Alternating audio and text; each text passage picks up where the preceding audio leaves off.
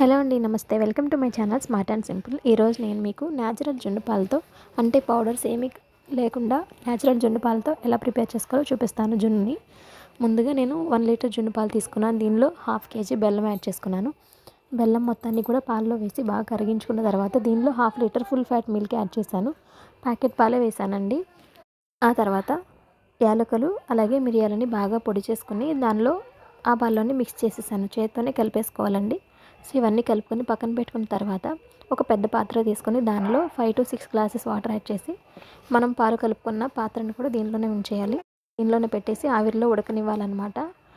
దానికోసం దానిపైన ప్లేట్ పెట్టేసి దాని మీద వెయిట్ ఎక్కువ పెట్టుకోవాలి. వెయిట్ పెట్టుకుంటే ఆవిరి బయటకు వెళ్ళకుండా ఉంటుందన్నమాట. ఒక 45 to 1 అవర్ అన్నా ఉడకాలి. సో మీడియం ఫ్లేమ్లో ఉడికించుకోవాలండి. సో ఫైనల్గా జున్ను అయితే చాలా బాగా వచ్చిందండి. టేస్ట్ అయితే స్వీట్నెస్ అంతా కూడా బాగుంది. ఎక్కడా కూడా మిస్టేక్ అనేది చేయకుండా అంతా కరెక్ట్గా చేస్తే మీకు యాజ్ ఇట్ ఈస్గా చాలా టేస్టీగా జున్నేది ప్రిపేర్ చేసుకోవచ్చు. జున్ను అయితే చాలా మెత్తగా వచ్చిందండి. చాలా స్పాంజ్ లాగా ఉంది. టేస్ట్ కూడా బాగుంది.